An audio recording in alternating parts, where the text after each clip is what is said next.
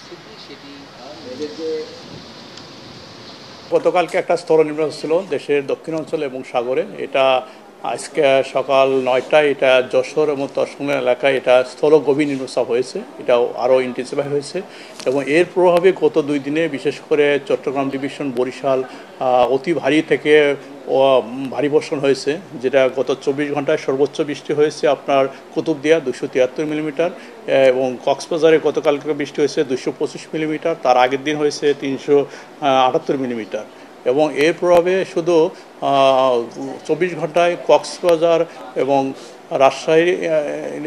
রাজশাহী ডিভিশনও এমনকি অনেক বৃষ্টি হয়েছে, যেমন গত 24 ঘন্টা রাজশাহীতে প্রায় 77 মিলিমিটার বৃষ্টি হয়েছে, এমনকি খেপুপাড়াতে প্রায় 200 মিলিমিটার মতো বৃষ্টি হয়েছে এবং সারা দেশে বৃষ্টি হয়েছে।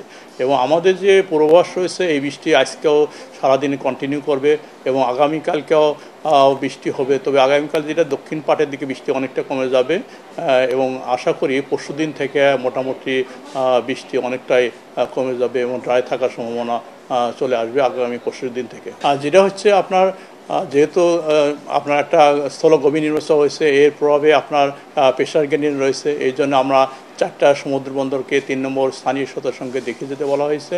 এবং এর সাথে যেটা হচ্ছে আপনার বিশেষ করে নদী বন্দরগুলোকে আমরা 2 নম্বর নৌ হুঁশিয়ার সঙ্গে দেখিয়ে যেতে বলা হয়েছে, যেহেতু ল্যান্ডের পরে আপনার স্থল নিম্নচাপ রয়েছে এবং অনেক প্রেসার গ্রেডিয়েন্ট আছে। যখন প্রেসার গ্রেডিয়েন্ট থাকে একটা সিস্টেমে সেই সময় মাঝে মাঝে দমকা ঝড় হতে পারে। এই জন্য এটা হয়তো আজকে নদীবন্দরকে আমরা বলবো যে 2 নম্বর নৌ হুঁশিয়ার সংকেত মেনে চলার জন্য। এবং এটা হয়তো আগামীকাল যে পরিস্থিতি অনেকটাই উন্নতির দিকে যাবে এবং পরশুদিন যে মোটামুটি নদী এবং সমুদ্রের সংকেত থাকবে না।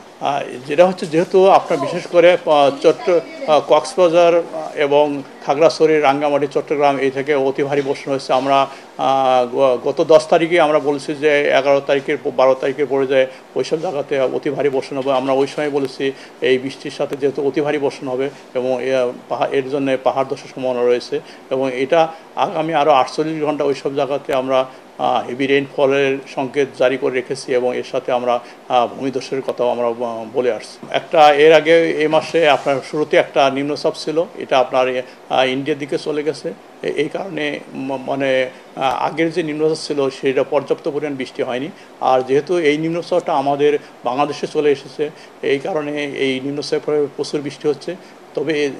তবে এই মাসে আর একটা নিম্নচাপের সম্ভাবনা রয়েছে এবং 2টা লঘুচাপের সম্ভাবনা রয়েছে।